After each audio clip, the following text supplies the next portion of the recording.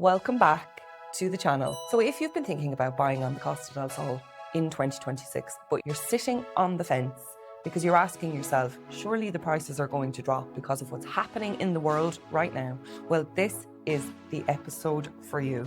Today we're getting really honest. We're stripping it all back. We're going to look at the data. We're going to look at the projections, and we're going to talk honestly with you about what's actually happening on the ground. We're going to share with you the exact advice that we give our best friends when they phone us up and ask us, is it a good time to invest in the Costa del Sol? So by the end of this episode, you're going to have complete clarity on what to do next. So let's get into it. Yeah, we're going to get a bit controversial again today because we know from our last few episodes that you guys like the controversy and you like the honesty. And I think we have to be really honest what's happening in real time. Okay. So we are currently in Q2 of 2026. The year is accelerating. Wow. And it's fair to say that this year has been very different to last year. If I was sitting in this same spot in 2025 and you were to ask me, what do you think is going to happen in 2026? I probably would have not predicted some of what we've seen this year. I think it's been a tough slog. It's been a hard shift to really ensure that we keep ahead of the game, ahead of the demand, ahead of the trends, to really ensure that we can guide and support our buyers and sellers, our clients, and you at home watching and listening, to ensure that we can bring to you the correct advice. So stay tuned to the end. Buckle up your seatbelts. What I'd like to do first is I'd like to start with some data, because I know that all of you listening at home and watching, you love the facts, you love the truth. Feelings are one thing, but we always need the tangible data and the facts to be able to make informed decisions. So we're going to really weave that into today's episode quite heavily. So look, as Warner mentioned, in 2025, we saw our best year ever in business. And also the Costa del Sol saw that same trend. Demand was high, lots of investor queries coming in through the inbox. Properties often sat on the market only for a few days if they were priced correctly and in the right location. We saw a very buoyant, fast, fluid market, which was heavily influenced by the demand. So this year has started a little bit differently. But if we stick with 2025 for a minute, price per square metre in some areas of Benalmádena hit, in some cases, between 3,800 and over 4,000 euro per square metre, which was really crazy. Even from our point of view, looking at it going, wow, this is high, really, really heavily influenced by the international demand, particularly coming from the investor market. And the predictions then for this year, for 2026, were that the same trend was due to continue, not at the same speed. So the prices were not going to accelerate at the same rate, but we were still going to be in a phase where we would experience prices increase in Benalmádena between 5 and 9%. And this is backed up by projections from national banks and from experts sitting within the industry. So we were looking at green sheets. We approached this year with a few things. So the world feels different. Okay, the news is telling us to prepare for cost of living crisis, for increased prices. We had horrific weather here on the Costa del Sol, which, impacted the amount of people on the ground. And I would absolutely say that if we were to compare this year versus last year, we've seen a really big decrease in the amount of inquiries coming in through the inbox for our properties. I would say in some cases down by 50%. So there's definitely less people here. Now, if you're sitting at home and you're going, brilliant, the prices are going to come down, this is my time to strike while the iron's hot. Properties are still selling because buyers that are ready to go with cash are coming in and they're buying the good properties. But they have negotiation power now. They have leverage because they know that they are currently in a market that was not as buoyant as last year. And they know that if a seller is in a position where they need to sell, that they can turn that screw a little bit. And that's definitely one of the key differences that I'm seeing this year. Yeah, exactly. So in 2025, if I had 10 buyers for the property, now I have 5 buyers for the property. And those 5 buyers have a bit more options and a bit more bargaining power, depending on the situation and with the seller, if they need to sell fast or they need to exit Spain. So yeah, it's definitely made me aware when I'm going to listing appointments. Now, 2025, I would look at the market value and add 10%. Now I'm looking at the market value and minusing 10% just as a buffer to really give the sellers an idea. Look, it's changed. The market has changed. Yes, there is buyers out there, but they want a deal. Yeah.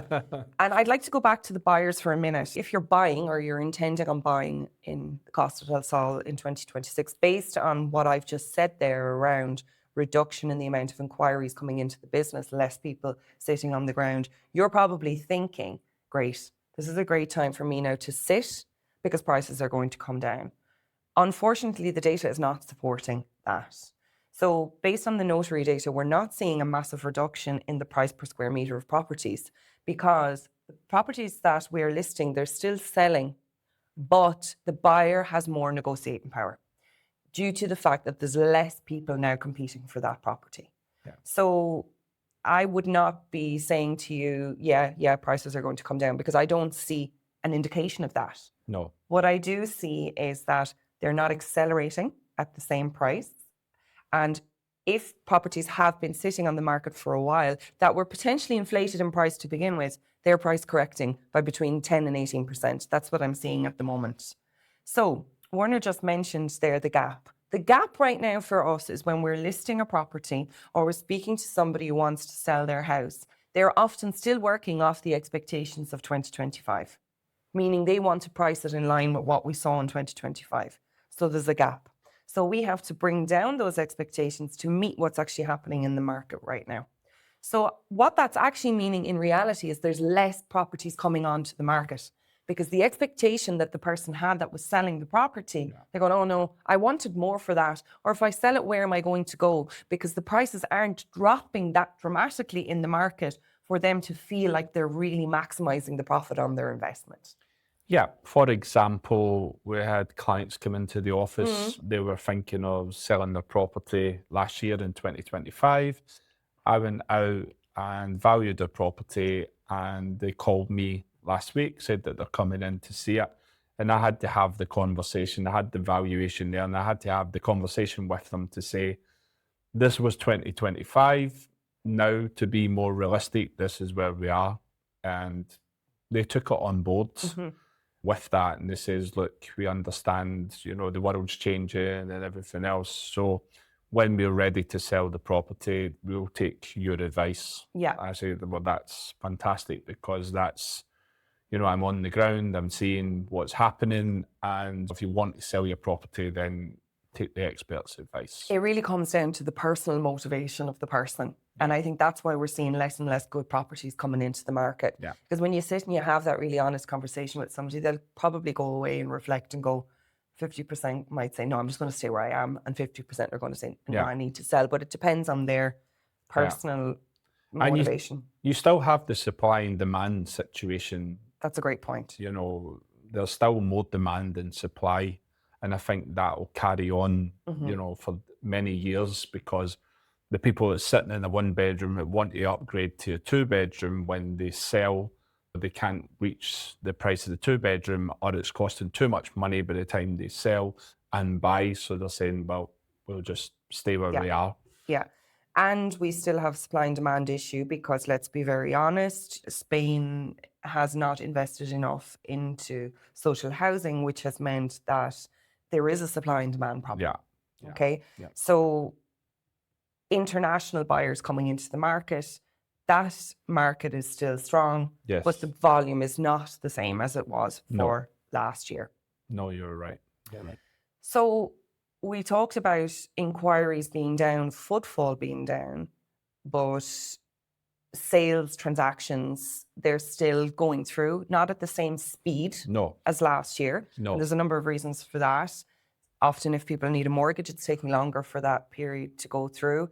And also because you don't have 10 buyers competing for the same property, the 5 or the 3 that are competing, they're taking their time. They have an opportunity to be more selective. So that's meaning that we don't have that same fight for that property that we saw last year. Yeah, there's not that urgency. No. So when people are coming, they're saying, well, I'm going to take my time. Hedge my bets. I'll come back in 4 weeks. And if it's there, then it's there. If it's not, then I'll look for something else. So there's not the urgency there. But what I would say is this is a massive opportunity for people that have been sitting on the fence to get their property at a good price. I agree. Yeah. Agree. So back to that question then, in terms of if I was to phone you tomorrow as a buyer, and I've been in your database and subscribed to your newsletter and following your podcast for a period of time, and I'm hearing the message that you're delivering to me today, which is, yes, the market in 2026 is different. It's correcting itself. Yeah. It's not as fast as it was last year. And I know that my plan is to be on the Costa del Sol. Yeah. As a friend. Take your real estate hat off now for a minute. As a friend.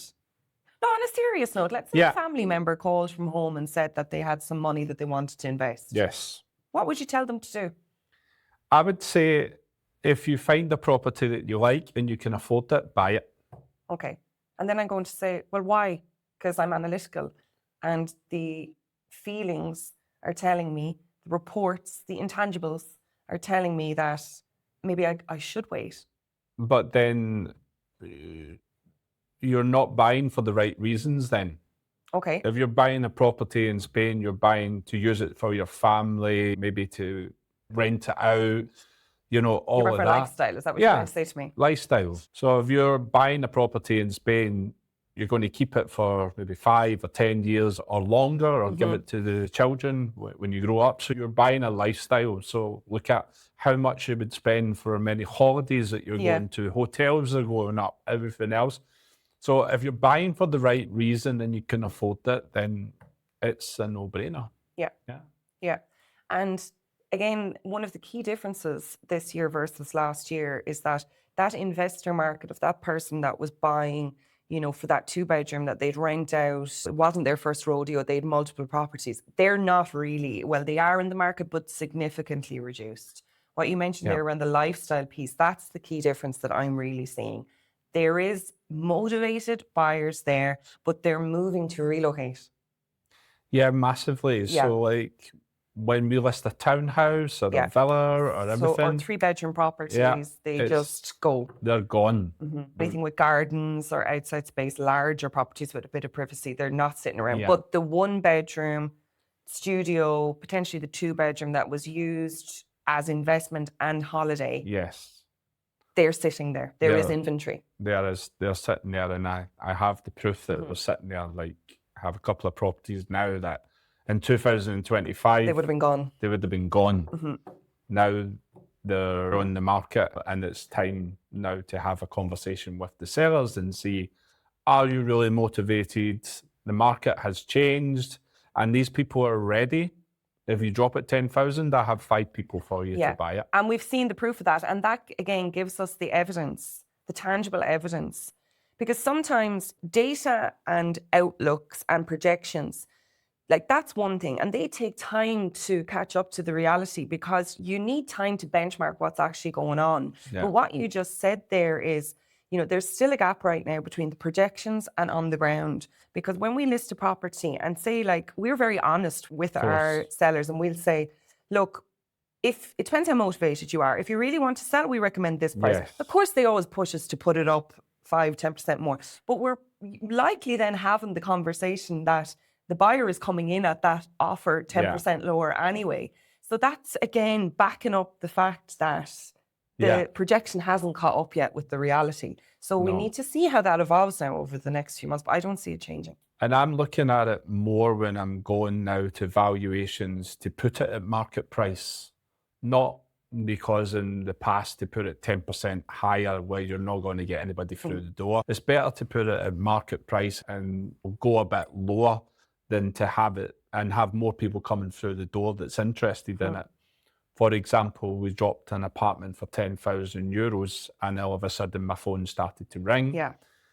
We done the viewings and one person came to view it and she said, well, ChatGPT is telling me it should be this price. And I said, I understand what ChatGPT is telling you. I said, but I have 5 viewings today and if you don't buy it, somebody else buys it. And it's sold for the listed price. The listed price, yeah. Because people know, okay, that was at that price. It was too high.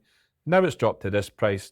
Boom, this is where I'm at. Yeah. This is what I can afford. Yeah, and it's interesting. And I think what we have to be conscious of as well is that there is still properties going on to the market that are based on what I would have seen 2025's expectation. And that needs to settle down and correct itself. Sometimes when I'm looking at some of the property portals, my eyes are watering. I'm seeing studios for like €275,000 for 35 square meters and full refurb needed. Yeah, it's renovation project. And agents need to be strong, because if you're not going to be strong, you're just, as I always say, this year. I don't make money from listing properties. I make money from selling properties. So I don't want to have 25 listings. I want to have 10 listings with listing 5 and selling 5 every month, because that's how my business operates. And we've learned the hard way this year as well. I think we've had to block out the noise. Sometimes human beings, we don't trust ourselves enough. Yeah. We've been in this business, our team has combined experience of over 30 years. Yeah. You know, being on this coast, operating in this town and location a long time. We know the market in Benalmádena, and we have to be conscious that we don't look at what others are doing. No. And stay in our own lane, because we know what we're doing. Yeah. And we understand sellers have a choice and they use that choice and everything else, but we don't get involved if somebody's pricing the property higher than what it's due. We just don't get involved with it, because it's just a headache and we're just going to lose money over putting it at that price. Yes, we are. And have a really irate owner on the phone asking us what's happening with the viewings, you know. And it happens. Anyway, just a question that's top of mind, I think, for a lot of people at the moment. And I'm hearing a lot of people along the coast talking about this, a lot of experts in maybe some of the other towns and locations. You know, the expectation is that what's happening in the Middle East is creating a demand along the Costa del Sol. And somebody asked me actually this week what our take on that is, particularly to Benalmádena. I haven't seen it yet, to be totally honest. I think that it's a different type of buyer in Dubai than you would potentially have in Benalmádena. Yeah. So I haven't seen that yet. I still firmly stand by what we are seeing is more and more Americans, Canadians, Northern Europeans, UK Irish, intending to relocate. Yeah. That's what we're seeing. So it's a different market. So despite, on the contrary, what others are seeing, we're not seeing that yet. Whether it'll weave its way in and segment its way into the Benalmádena market, I don't know. We did see a very interesting analysis from Alfredo Bloy Dawson, who is property marketing consultant here on the Costa del Sol, where he shared his analysis of, you know, February 2025 versus February 2026. And transaction demand fell in every location along the Costa del Sol except Benalmádena, which increased by 5%. So you guys are catching on to what we've been saying for years. Benalmádena is a safe bet. Great value for money. It's a sound investment. Great location. And it offers something for everyone. So there you have it. So we've answered the Middle East question. We've talked about projections versus reality. If a friend called. We've talked about a friend calling you up. Now let's pull it all together. Let's pull it all together now. Yes. If we were to look at what we see happening for the remainder of 2026. Yeah. What's your take on this, Warner, Laurie? Look, we've been very lucky. We have you driving the wheel, as I say. So we're still meeting our targets because we're doing real estate differently. And we've always said the last couple of years we have to do real estate differently. We have to get the clients, give them free resources like the podcast and buyer's guide, get them into our world. Into our community. We build community. Yeah. And then they trust us. So we have the buyers. We're lucky as well because we're hitting the listing targets with properties as well, and they're all exclusive. So our buyers get the properties first. Remember that, first. So we're riding a wave. We are peddling the wave. Well, if you're talking about surfing or paddling, we're falling in the water. You might be surfing, but I'm the duck under the water trying to keep everything floating along. Look, I would say, thank God, touch woods, we're doing good. We've not seen red numbers compared to last year. No. In some months, we've seen the same. Yeah. In some months, we've seen some small growth. Yeah. Maybe about 8 to 10%. Quarter two is a lot better than quarter one was. We're seeing a very, very good quarter two. Yeah. And the projection for the rest of quarter two is really, really good. We've a high buyer pipeline and we've some really strong listings coming up. Of course. We just put our 18th exclusive listing out this year. The word on the street is that other agencies cannot get inventory. Thankfully, we do, because we do it right and we manage it well. So I would say, yes, it's been a hard graft to get those numbers. It's been a tough shift. Mm-hmm. But I do think that in quarter two, quarter three, we could be surfing. We'll be moving out of that. Yeah, I think so. But what does that mean for buyers? That's us selfishly talking about us and our business. Buyers, the same thing that I told everybody 10 years ago. If you like a property and you can afford it, then buy it. It's as simple as that.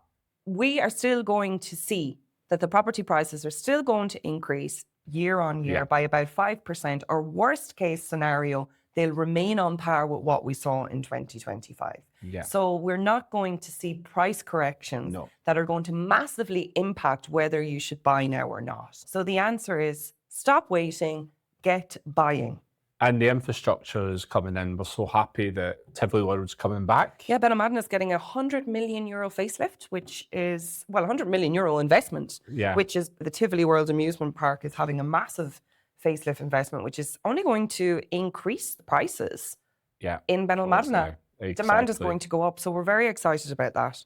And the airport expansion is ongoing, so that's to increase the people coming to Spain as well, and opening up different areas. So so it's all exciting and it's all there. Tick, tick, tick. But 2026 is your opportunity to strike. You heard it here first. We hope you've enjoyed today's episode. Remember, if you are down the location rabbit hole, if you're studying the Costa del Sol and trying to figure out what location is right for you, you need to take our location quiz. We have designed this specifically for you, so it profiles you and gives you the perfect Costa del Sol location for you. All you need to do is pop onto our website, take the quiz, or you can send us a message over on Instagram, DM us the word quiz, and we'll personally send it to your inbox. It's amazing. I absolutely love it. We love the quiz. I personally think it's our nicest resource yet. Thank you for stopping by. I hope you've enjoyed this episode. Please remember to like and subscribe. We want to keep bringing you more great episodes just like this one. And I look forward to seeing you on the next episode, or very soon on the Costa del Sol. See you soon. Adios.